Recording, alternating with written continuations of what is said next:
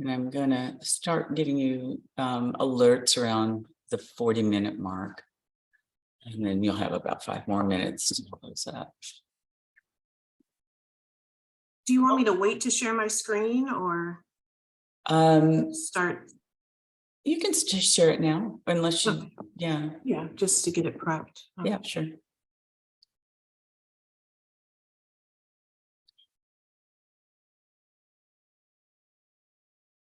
So I wanted to welcome everybody. My name is Anita Crawley. I'm an educational consultant focusing on equity, online learning, and student support. We're currently working at Cannell College in Salinas, California. And I want to get us started. I want to introduce you to our speaker today, Dr. Matasha Murrell Jones, who's going to be speaking to us about the CCC model for increasing equity and inclusion in online curriculum and classroom facilitation. But first, let's start with a few housekeeping tasks. As you know, that the session is being recorded and it will be shared with you once the Peralta team has had a chance to do a bit of cleanup. We also have captioning enabled. So if you look at the bottom of your Zoom screen and find that closed captioning button, you can toggle the live transcript on and off as you like. And then during the session, which will be, the entire session will be 45 minutes, I will monitor the chat and ask your questions there, and perhaps there'll be some time at the end. So with that, are there any questions?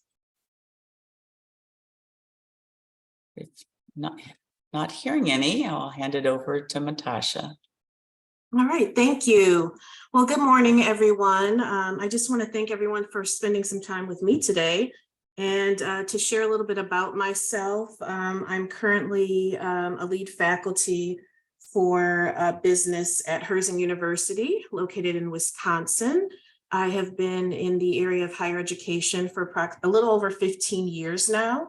And at Herzing, I also serve as the co-chair for the DEI committee. So the goal of this presentation is to provide some tools and techniques and strategies that can be used to start from course curriculum all the way through to teaching a course in terms of student engagement, equity, and inclusion. And also having that student satisfaction, of course, in the online learning environment. So many of the tools and strategies are not time consuming. So it is applicable for part-time or adjunct faculty in addition to full-time faculty at an institution. And this is a work in progress. So if you have any recommendations, I would love to hear them. So just to give you an overview of the presentation itself, we're going to look at the importance of equity and inclusion in the online classroom, what the CC model is, applying that CC model in online curriculum, online facilitation, and providing or showing you student feedback based on the application of some of these tools and techniques. So why focus on equity and inclusion in the online classroom? Students are shifting from campus to online quite remarkably, and they enjoy that flexibility and they enjoy the asynchronous discussions and the environment. But it also can be a challenge for students in terms of interaction, engagement with fellow students, instructors, communication, poor online resources, and sometimes a lack of online expertise demonstrated by their online instructors. So in order to provide equity for the online student, it will be important to implement tools and strategies to assist with increasing online resources, course content from a curriculum, from the lens of equity and inclusivity for all students. In addition, strategies and tools can be implemented by the instructor to engage students from an inclusive and equity standpoint. So this presentation is going to provide some tools and strategies that you start with, again, the curriculum all the way through the teaching of the course. So the CC model is curriculum-based, content-based, and coaching-based. So it incorporates the curriculum, but also from the facilitation standpoint, having that facilitator introduce new content that it's not otherwise in the curriculum or the materials from their work experiences, in addition to the facilitator coaching and mentoring students during the time period of the class. So let's look at curriculum. So the CCC model supports creating inclusive curriculum, creating inclusive discussion prompts, and creating inclusive assignments. So how is that applied? Well, the first thing is when you're creating content, you want to look at the student population and the demographics for your university. So for example, at the university where I work, 85% of the students are female. In addition, 62% are non-white, and there is a large military or veteran population. So I use this information purposely when I am creating a course. I want to include content that is relevant to women, non-whites, and military and veterans, in addition to all other general resources as well. So when I redesigned, for example, an entrepreneurship class for my university, I ensured that there was information regarding female-owned businesses, financial opportunities for females who want to start a business, veteran-based opportunities in terms of grants and other resources, along with resources for non-whites and anyone else. So I particularly put those resources in there because, of course, the population of the students who are taking the classes. So this information was weaved into the other resources just to ensure that there was a balance to appeal to all students who would be taking the class. So the next area is creating content that's reflective of real work situations. So if you're developing a course that is service-oriented, for example, for nursing, allied health, retail, customer service, sales, etc., you can incorporate resources about how to address servicing people who are different than yourself. So if you're a male, how do you work with female customers and patients? Or if you're a certain race, how do you service someone outside your race without being biased? So including resources such as information on what students will face in the real world can assist them with providing, can provide students with tools that eliminate potential bias in the workplace when exposed to someone different in any way from themselves. And then the third application for curriculum is creating that gender inclusive curriculum atmosphere. So there can be an integration of the history, narratives, and even contributions of transgender, genderqueer, gender nonconforming medical professionals, scientists, accountants, lawyers, entrepreneurs, artists, etc. in the classroom. Many of those influencers that you may or may not be aware of: Angela Clayton, Wendy Carlos, Jazz Jennings, Julia Serrano, just to name a few. But it's important to incorporate that information into the curriculum, again, because you're including everyone in the process. You also want to look at gender neutral language. Right now we see a lot of language that's he, she, but we want to move beyond that. So it becomes important to include some gender neutral language in the curriculum. For example, just saying student, instructor, facilitator, patient, customer, those can all be used to create a more gender neutral language throughout the curriculum. And the same can be said for your text readings and your resources as well. So as you're creating content and curriculum for a course, look at it and see, is gender neutral language available, or what resources can I find or provide that provide more inclusive gender neutral language.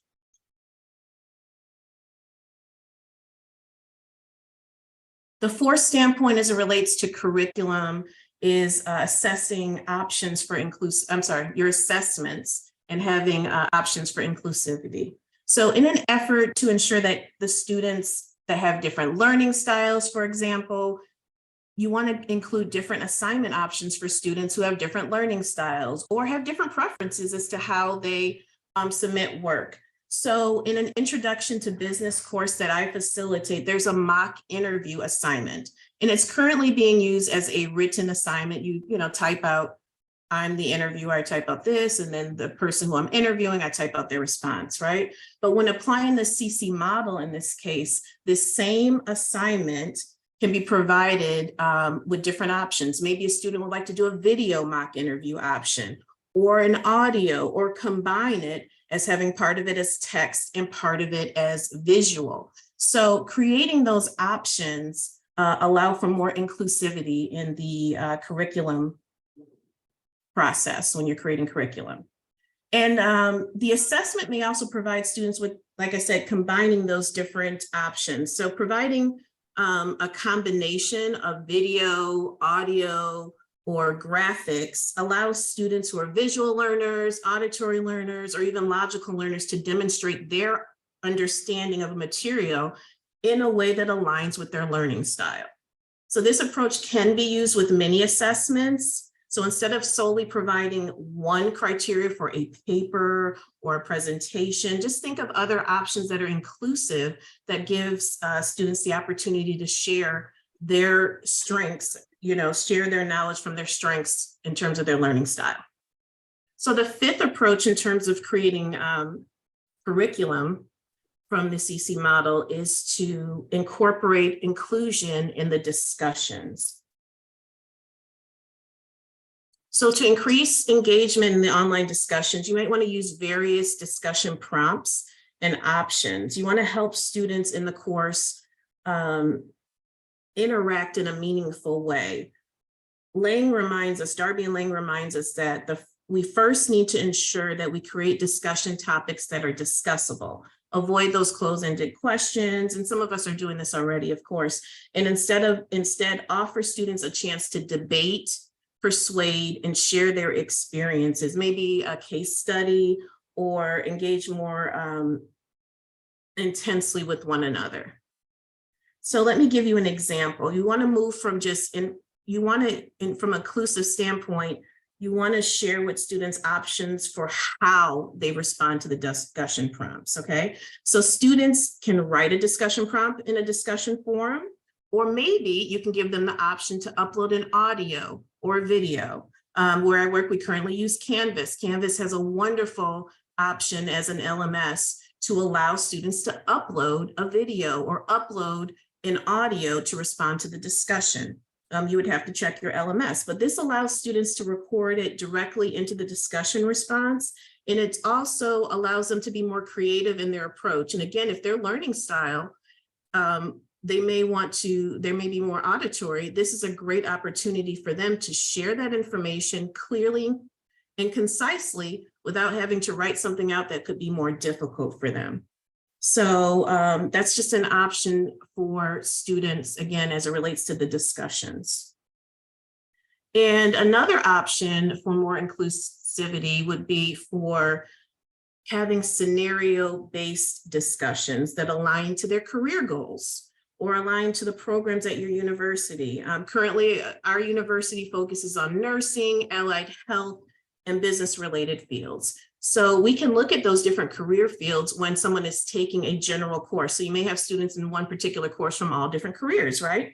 So we can look at creating 2 or 3 scenarios so that the students can choose which one is best for them. And that engages them further because they can say, okay, I work in this field. This is great for me. And now I want to research this topic further. So let me give you an example. An example of that would be for, let's just say we are looking at servicing or a customer service. So scenario number 1 would share, like, as a nurse practitioner, you are treating a patient who has indicated severe pain for a minor illness. The patient has become irate and has already received the highest dose prescribed by the physician. What is the best course of action? So this might be a good scenario for a nursing student who's taken this course on servicing others or customer service.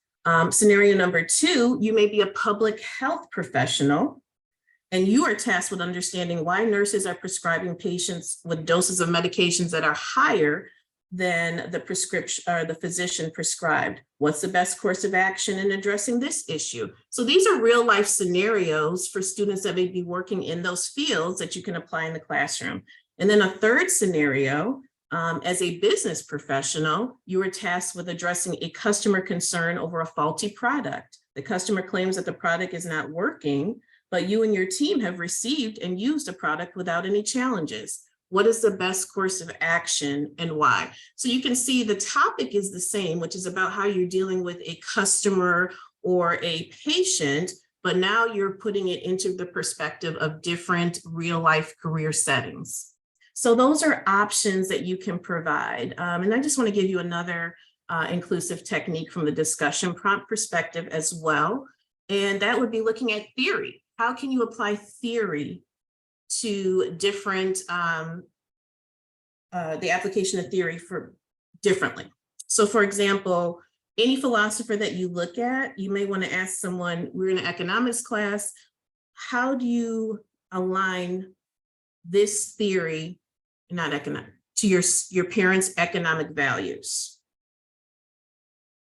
That allows that student to think about their parents, first of all, like, okay, what happened during that time period that my parents were living, and how did this particular theory apply to them? Because a lot of times we look at how the theory applies to us, but this gives them a different perspective, right?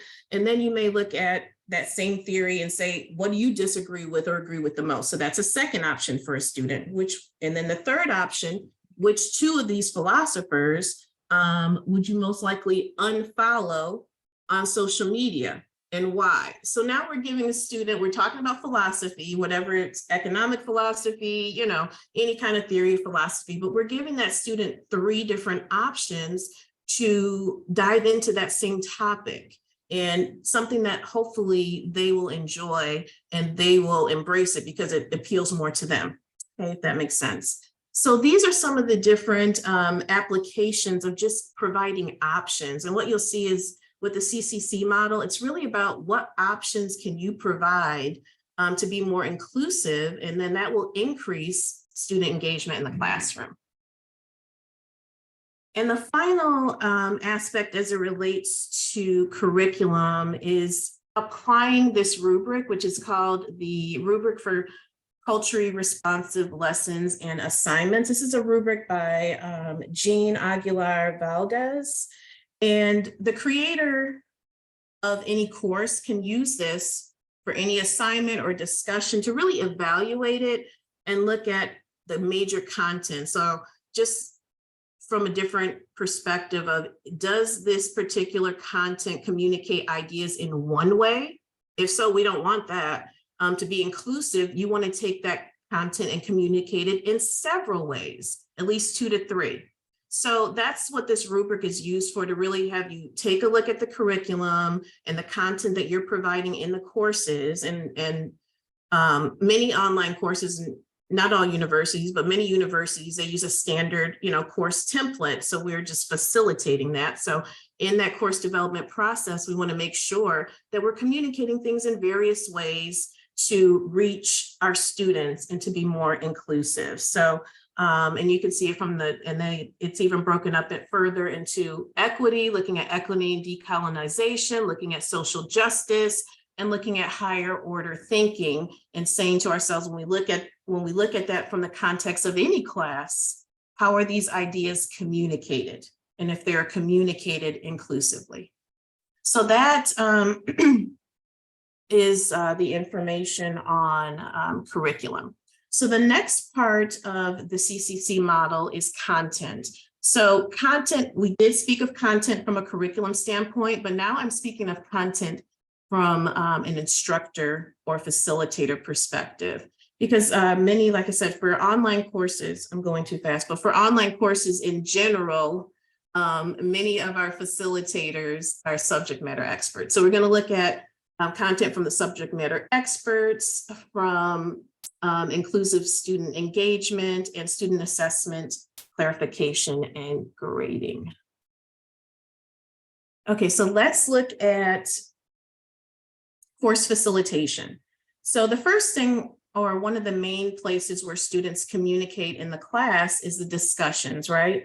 So instructors for those online environments are tasked with being a subject matter expert. And normally one of the quickest or the effective areas for them to share their subject matter expertise is in the discussions.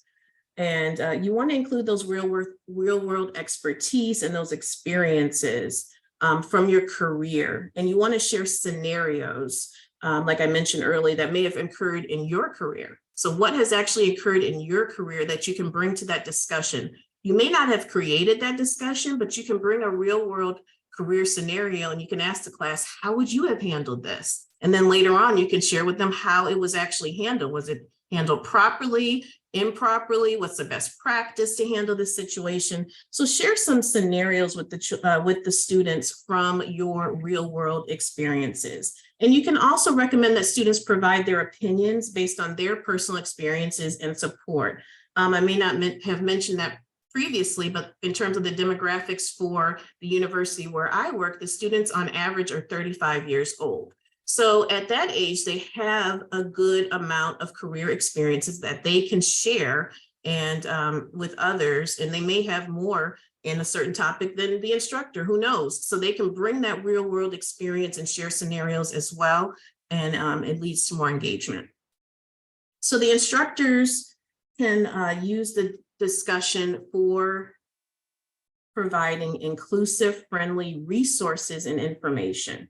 So if you are teaching a course that's geared towards men, you may want to provide examples, current events, and other information that supports gender neutral examples or examples of women as well.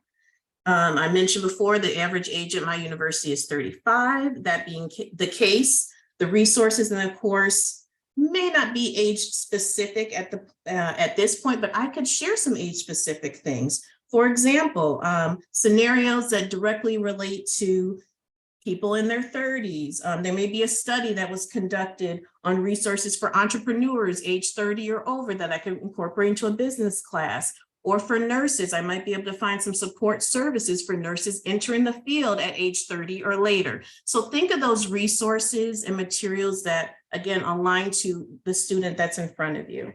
And any resources that you can provide for diverse student populations in your courses. Live lectures are often used, and those can be incorporated just like discussions, sharing that information during your live lecture time. And sometimes that's a great opportunity because you get a back and forth instantly. So that's a great opportunity to share many multicultural examples, visuals, as many materials as you can during your live lectures. The more you can share from an inclusive perspective, the more that's being offered, students are engaged and they're seeing themselves. If you only share a limited amount of things, you may not be able to reach everyone, but the more that you share, the more that students can see themselves, or they're relatable, showing that you are relating to them, and then you're gaining their interests, and this can improve student engagement. So the second item is assignment clarification. So in many cases in the online courses, they're created by this curriculum team or a group of people, but they're facilitated by a different group of people, those instructors. So this may lead the instructor to not being able to edit or change the content in the course while they're teaching it. However, instructors can assist students with assessments by providing clarifications on those instructions and to guide them to success, right? So there are several ways to provide assignment clarification for students. This may be in the form of a presentation, a video, an audio message, or step-by-step written guide. You can choose a combination of those as well. And for example, in courses that I teach, I lean towards step-by-step. I provide step-by-step instructions. In addition to that, I provide a video. So students are getting a combination of both, again, being inclusive, because some people like video, some people like audio, some people like written, and it doesn't take long to create these guides, but it's also beneficial for the students. And you can also, you want to think about, from an inclusion standpoint, not just showing students one way to complete an assignment. Sometimes students will come to you like, I want to know how to complete this assignment, but you want students to use their critical thinking skills to look at other approaches to completing assignments as well. So don't put any, you don't want to get the students in a box per se, but you also want to be able to guide them as well. So think about that when you're creating your step-by-step instructions. Always leave that room for creativity, critical analysis. And many times the students sometimes ask for examples. I'll tell them, no, I don't use examples, because then they're basically going by that framework and they're just going to go A, B, C, okay, it's done. So you want them to use that critical thinking as well. So step-by-step guides, yes, but be careful about using examples. If you do provide examples, provide more than one. So then they can see, oh, I can do it this way, I can do it that way, or I can do it another way. That way they know there's not a one-way approach to completing the assignment.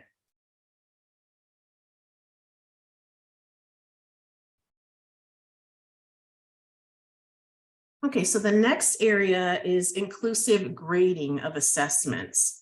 So many people already as instructors use individualized, personalized feedback, and it's very important to motivating and encouraging students to grow and develop. This is something that many instructors, like I said, are already using, but you don't necessarily notice the impact on inclusion. So when you personalize that feedback and share with students specific information about their submissions that's unique from other students, you are showing the student that you're interested in their success, you're following them, you're supporting them, and that is supporting inclusion. Now, when students miss assignments, try to create supportive messages to let the student know that you're caring for them, or that you're concerned about them. So for example, when my students miss an assignment, I reach out to them and I say, hey, is everything okay? Or, is there any kind of support I can give you? What's going on? This is showing the student that yes, they know that they missed the assignment, but also that I, as their instructor, am concerned about them and want to support them so they can successfully complete the course. So providing feedback is important, but just as important is how you provide the feedback or how that feedback is conveyed. So consider providing audio and video feedback. My university uses Canvas, like I mentioned earlier. It easily supports clicking in that speed grader area. There's a button that you can push for grading using audio and video feedback. You can also upload a video that you've already created into Canvas, and this supports, again, different learning preferences of the students. When I provide that audio and video feedback, I post an announcement letting the students know I will be using audio and video feedback. If you do not want that and you want written feedback, you can opt out. So again, options, providing those options. And those options are for different learning styles. It may be for different medical issues, whatever the case may be. Options are important. So you just can't do it one way, but it's doing a variety. And 9 times out of 10, I only have 1 or 2 students that opt out of the audio and visual. So it's pretty easy to accommodate. And finally, equity in grading. This can be a tough one if you think about it. So when you're using that written feedback, consider inline grading if you're using an LMS that has that. You also want to provide a summary for their strengths and weaknesses or areas of improvement, but it's also important to recognize that as human beings, we're biased, we have bias, and this could actually play a part in our grading practices. If we're not aware of that personal bias, it could play a part. So although we are in that online teaching environment, we do have access to limited information. And this could lead to bias from our part. That information could be pictures of the student, their names, their gender, their geographic location, or any other information that the student presents to you in the online environment or in their profile. And you want to be sure that we don't use that information in a negative and form of bias against a student when grading. So it could happen because we may see the news, we may see experiences that we've encountered or think about experiences that we have encountered and how we were raised. And we see this person, we don't see them physically, but we have that profile of that person, and that could lead to bias in our grading. So what are some of the ways that we can ensure equity in our grading? And this can be a tough one in the online environment.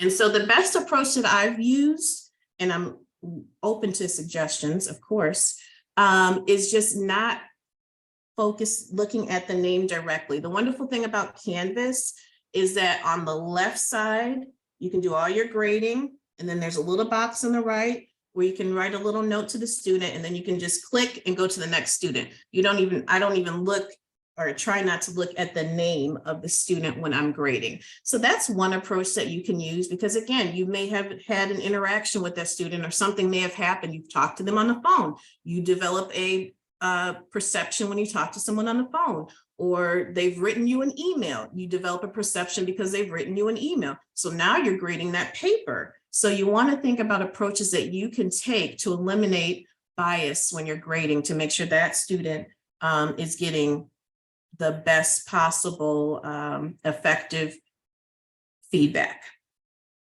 And it all boils down to self-awareness, just being more self-aware, even in your grading practices, in our grading practices. So I wanted to share examples of some of the information that I mentioned earlier. This is an example of a step-by-step approach I provided to students for an assignment. You'll see at the top, I provide a video link. That video link again has graphics, audio, and in addition to that, you have the written portion, and I also provide resources. So these are, this is an example of step-by-step instructions that can be used for assignment clarification. This is an example of a rubrics instructions presentation. I'm not sure if I mentioned that, but basically, I've noticed that students do not align assignment instructions with the information in the rubric and possibly with templates that are used. So what I did was create a 3 to 5 slide presentation that was quick and easy to put together to show them, okay, you have instructions here, you have a rubric here. I also provide templates. This is how they all work together so that you can maximize your points when submitting your assignments. So this is another tool, again, for inclusion, because people use bits and pieces. As students, you might pull the instructions and not look at the rubric. You might pull my template and not look at the rubric, because most likely it's the rubric that they don't look at. But anyway, yeah, so I want to make sure that they're using all the resources, and a presentation was a great way to get it to the students effectively. And finally, this is an example of the announcement that I post when I am sharing with students that I will be using audio feedback, and I give them that opportunity to opt out. I give them a specific date to please opt out, to let me know. So that way, again, they have options for their assessment feedback. So the last part of the CCC model is coaching. So we'll look at, how you work as a coach and a mentor as an instructor, how you can encourage and support your students, and how you can create inclusion in the online classroom via classroom management.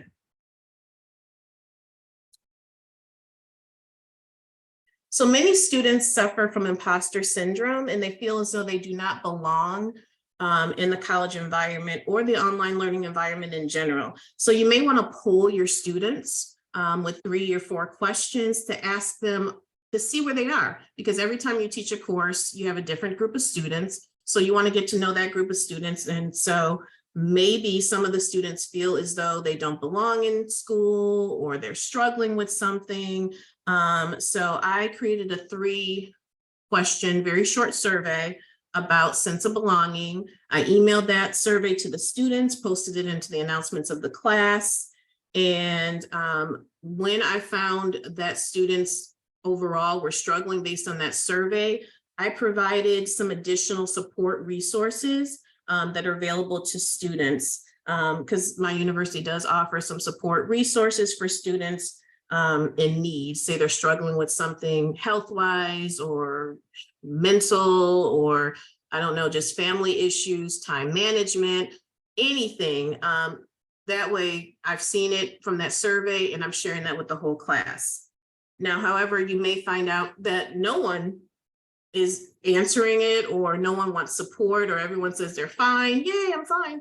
But then you'll get emails from students with specific, needs and specific challenges that they're facing. And then at that time, I provide support to them, like I think it's called Lifeline, or different support resources that we offer. So it's just important to share support in that manner with students.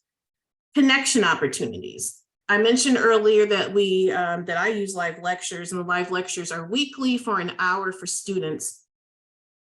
However, many students cannot meet that specific time frame. I've tried different days, different times. Sometimes it just doesn't work out for everyone. So I have offered students the opportunity to either be in a mini group or one-on-one office hours with me via Zoom. I provide that Zoom information, and they can join in a time that's convenient for them. And this again, it provides options. Now students have options. Hey, they didn't make the Zoom, the live lecture, even though the live lecture is recorded and posted, they still want to connect with me. Let me just hop on a Zoom session with my instructor and get the support that I need. And finally, relatable experiences. I think I mentioned this earlier, but students may struggle, or they may feel discouraged if they don't understand something, or unable to balance work, life, family, school. And it's important that you share with your students that anything that's relatable. So for me personally, I share that when I was working on my advanced degree, I was married, working, had a family, how in time management was what I struggled with. So I explained to them how I was able to effectively manage my time and the importance of a support system. So these are things that you can share in a means to support your students. And finally, supporting a diverse, inclusive learning environment. So inclusive environment is one where all students feel supported intellectually and academically. In addition, there's a sense of belonging in that online environment, regardless of identity, learning preferences, education, etc. Research indicates that many students may be more likely to prosper academically in settings that are collaborative, that have more modes of learning, and acknowledge the students' personal experiences. So there's many ways to support diverse, inclusive learning.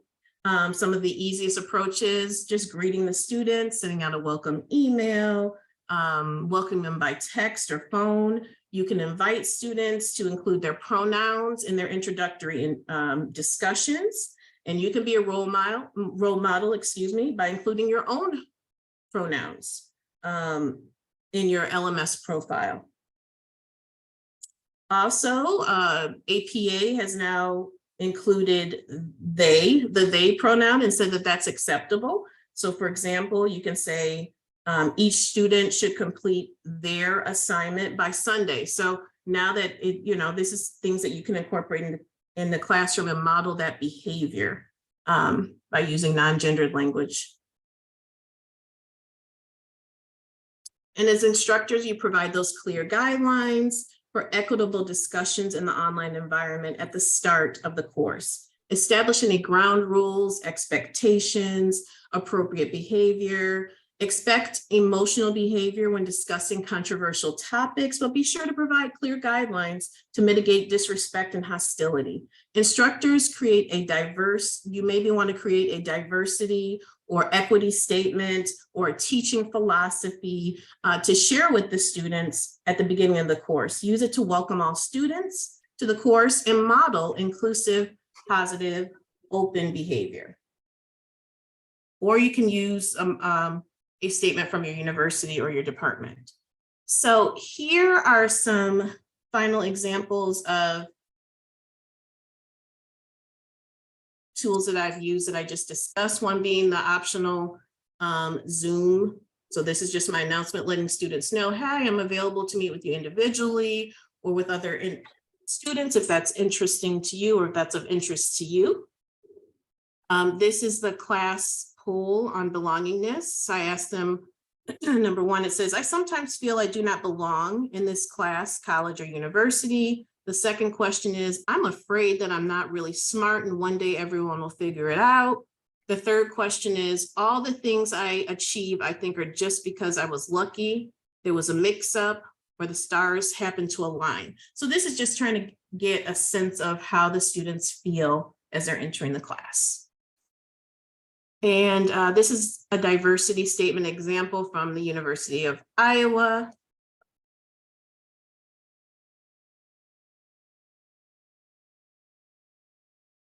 I have one from Brown, and then I have one from my university as well, their diversity, equity, inclusion statements. So these are things that you can incorporate into the classroom to support your students. So finally, this is just a picture of the CCC model, and the final element is feedback. And I just want to make sure that's clear.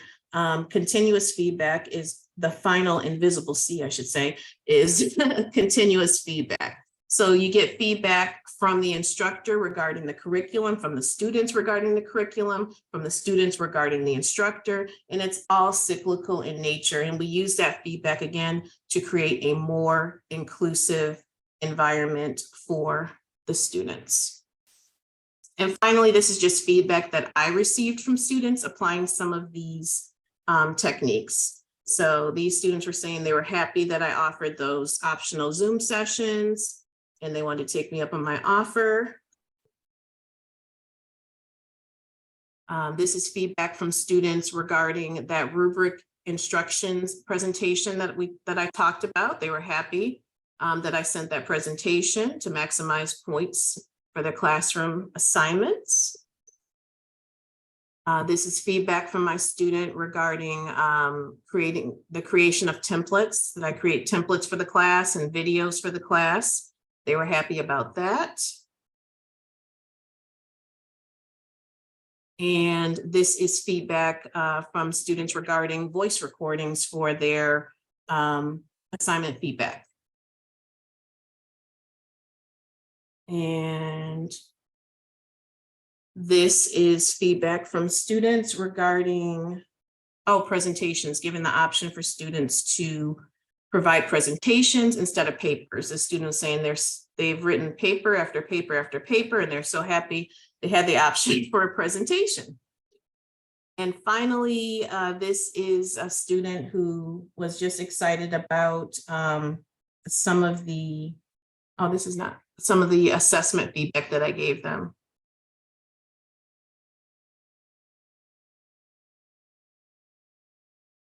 I'm sorry, and this is finally, this is feedback from a student who was happy that I asked them if everything was okay. They just wanted to be encouraged just by those words, is everything okay?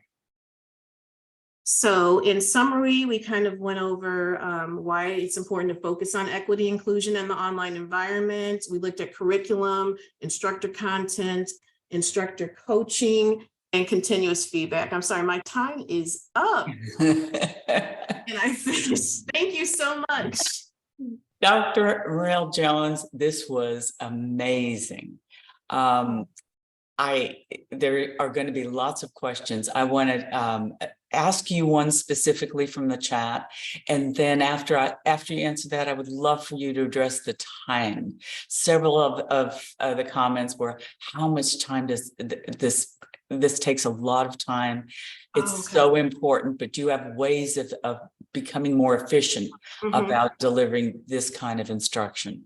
The question I want to ask you first, before you get to that, is in light of the fact this is from Beverly, in light of the fact that you mentioned belonging, are you moving toward a model that includes diversity, equity, inclusion, and belonging? Oh, That is what we use with one of the organizations that Beverly is a member of. And yeah, jump in, thank you. Beverly, if you want more info, if you want to add to that question.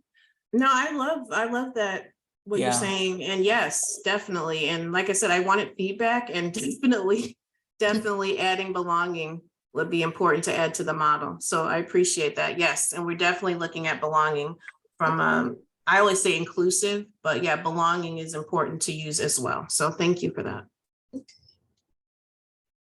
I hope I answered that correctly, if I'm understanding it correctly. So, Yes, yes, you did. okay. All right, thank you. One organization is DEIJ, and they added justice, and the other one added the B for belonging. So when I heard you mention belonging, I said they must be moving towards that DEIB model. Yes. Okay, Yep. thank you. Thank you. How about time? About time? How long does it time take? it takes to develop a Yeah. course that's this rich and facilitate it? Oh my. Well, when I redesigned the course that I spoke of, which was the entrepreneurship course, that course took about 8 weeks, and that was a redesign. So some of the materials were already there, and I was incorporating this. So I would say that depending on how you are as a SME, because we teach and we do other things. I don't know what your time looks like, but I look at it in terms of hours. But 16 weeks would be normal to start a course from scratch, I would think, and then to create the entire thing from an inclusive standpoint, or from this perspective, from the CCC model. I would say a good 16 weeks if you're starting from scratch, and then depending on how many hours you put in, I would normally put in maybe 5 to 8 or more hours a week when I redesign classes. So starting from scratch, a good 16 weeks. I hope that answers your question, but you can always reach out to me. I'll put my email in the chat if you have any other specific questions on curriculum. I would like to encourage everybody to get to the opening presentation, which I'm going to put in the access. I'm going to put into the chat for everyone right now. But would anybody else like to voice a question? I think we have time for one more. Raise your hand or just open your mic. Or anything I just have a quick question, if that's okay. Yes, please. Just in relation to the 3-question survey, Dr. Murrell Jones, that you mentioned, is that a one-time thing, or is that something that you do often? Because I know in the K through 12 realm that I'm in, that's really important. We call it an exit ticket that we do daily with the students, which is a very quick survey to assess where they are. And I think that's amazing, but I was just wondering, how often do you use it? Okay, well, right now I've only used it once, which is at the beginning of the course. And then I would just assess based on that if students need additional resources. But I do love the idea of maybe checking in at the midpoint of the course and then at the end as well. I like that idea, but right now I've only used it at the beginning. Thank you. Thank you. And I'm going to the theme that keeps coming up through your whole presentation was that you're creating an environment for students to have a personalized learning experience. The fact that you create so many options and the fact that you're role modeling this is just it's I've learned so much, and I'm taking notes, and I will watch this video again. Thank you so much for all you've done. Thank you. I'm excited to be here. I enjoy the rest of the conference. It promises to be super, super good information. So I wanted to encourage everybody to find us on social media. I'm going to, as we end this session, we're on Twitter, Instagram, and Facebook, and access to those links can be found on the Peralta conference website. And everybody come to the opening session and have a really good 3 days. I look forward to seeing many of you in other sessions. Thank you, Dr. Murrell Jones, very, very much. Thank you.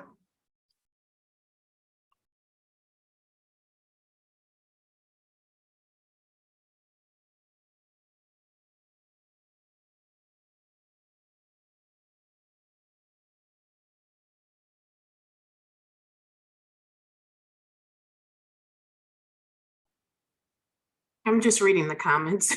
It's okay. Oh, I'm glad you are, because I'm not sure that I caught them all. I Yeah. was just going to stop the recording just a sec.